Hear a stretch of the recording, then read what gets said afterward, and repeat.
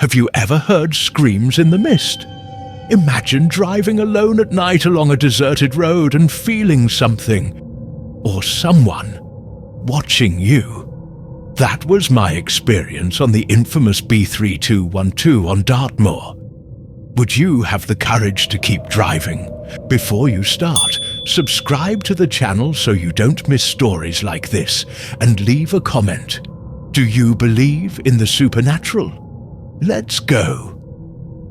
There has always been something enigmatic about Dartmoor. The rolling hills covered in heather, the ancient stones standing like sentinels of a forgotten time, and of course, the famous mist that descends without warning. It was as if the place itself breathed mystery.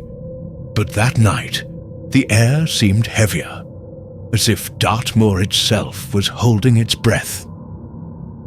I was driving along the B3212, a narrow, winding road that winds through the heart of that wild landscape. My headlights cut through the mist, revealing fleeting bits of tarmac before everything was swallowed up by the haze again.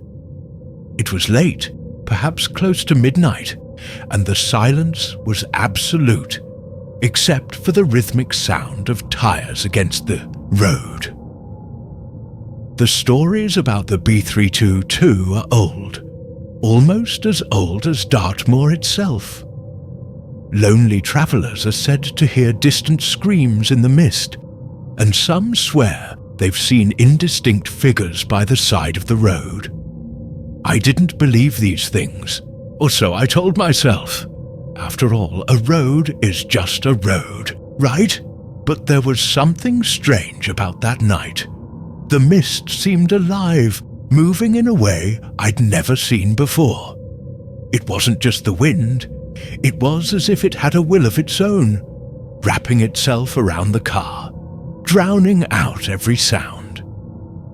Even with the windows closed, I could smell the humidity and something else.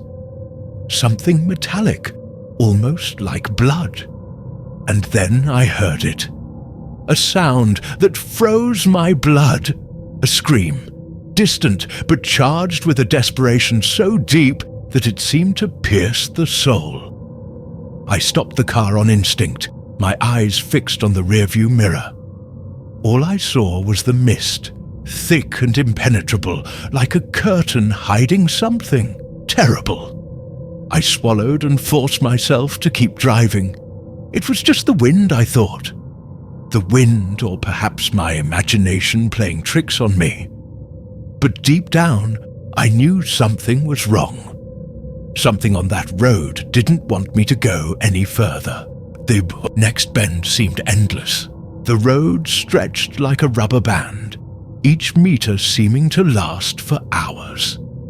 The mist around the car seemed denser, almost solid. My eyes scanned the surroundings for something, anything, but there was only white, suffocating emptiness. Suddenly, something moved in the corner of my right eye. I turned my head sharply, the headlights sweeping across a patch of landscape. For a brief instant, I saw what looked like a figure. Tall, slim, with something glowing in its hands. A reflection, perhaps. But the next second, there was just emptiness again. My heart was racing. Still, I carried on. There was no point in stopping now. It was just another made-up story, I convinced myself. This was Dartmoor, after all. Every centimetre of that place carried legends, and my tired mind was clinging to them. That's when I heard it again. Not a shout this time, but whispers. Faint, almost imperceptible, as if someone was talking right next to the window. They were words I couldn't decipher, languages that sounded ancient, full of harsh, whispering syllables. My hands were sweating so much they could barely grip the steering wheel. I looked in the rearview mirror. Nothing. I looked ahead, but the sensation of being watched was overwhelming. almost physical, and the smell, the same metallic smell as before, now stronger, almost suffocating. I slowed down, not because I wanted to, but because something seemed to be compelling me. The car shook slightly, as if the road beneath me wasn't solid. There was no longer any logic or explanation. I was stuck there, as if I had crossed an invisible threshold. The feeling of being watched continued to grow, turning every second into an eternity.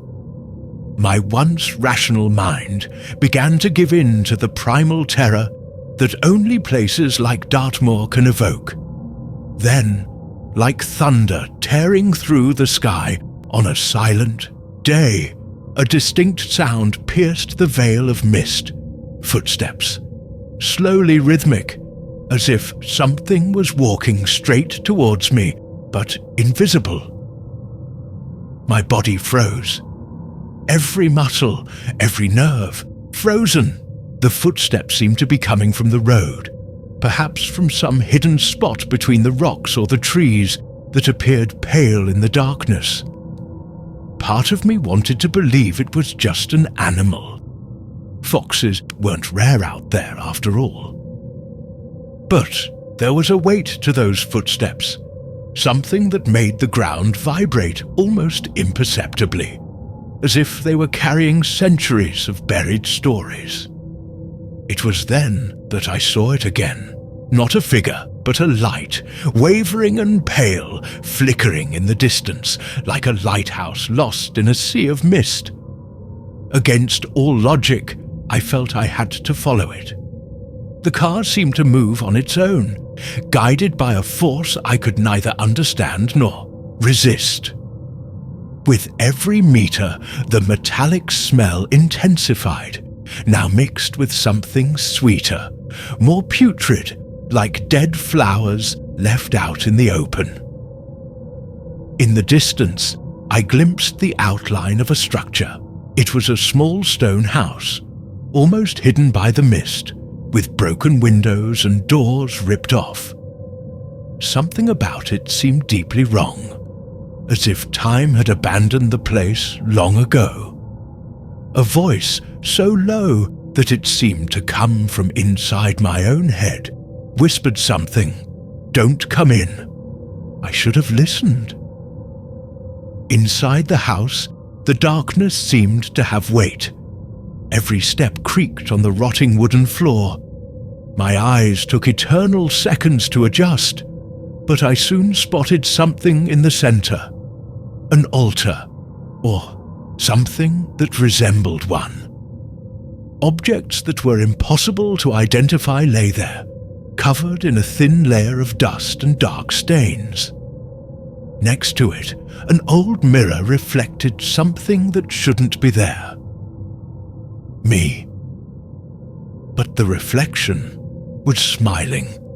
The light from my phone flickered in my hand, casting distorted shadows on the walls of the old house.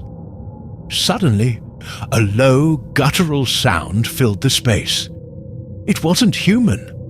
A shiver ran down my spine as I realized it wasn't coming from outside, but from inside the place. My instincts screamed at me to run, but my legs felt like they were buried in the ground.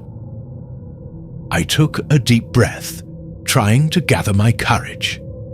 Every centimeter of the room seemed saturated with something invisible, something that was watching me, assessing me like a predator on the prowl. When I finally moved, the mirror next to me cracked, as if it were cracking under an invisible pressure. I looked again, and the reflection, that smiling, wrong reflection, reached out to me. I ran. I forgot the altar. I forgot the sound. I forgot everything. I stumbled through the door, feeling the cold night air hit my face like a slap. But even outside, the feeling of being followed persisted. The wind carried whispers, words I couldn't understand, but which seemed closer with every step. When I reached the car, The engine that had previously refused to run now roared to life with suspicious ease. The road seemed to stretch ahead, a endless corridor surrounded by mist that seemed thicker, almost solid. I drove as fast as I dared, my eyes fixed on the road. But in the rearview mirror, a silhouette appeared, tall, deformed by the distortion of the glass, but undeniably there. I thought about stopping, but something inside me knew it would be a fatal mistake. I carried on, driving as if my life depended on it. And maybe it did. The silhouette disappeared as soon as it appeared, but the echo of its presence remained. When I finally saw lights in the distance, a momentary relief washed over me. I came home exhausted, but even in my room, surrounded by familiar walls, I couldn't sleep. I closed my eyes, but the face in the mirror, that smile, was still there. Since that night, something has changed. I can still hear the footsteps. I can still feel the eyes. And every time I pass a mirror, I look away. If you liked this story and want to hear more like it, leave a like, subscribe to the channel, and comment below. Have you ever had an inexplicable experience on the road? I want to hear your story. Let's explore the mysteries that surround us together. Until next time.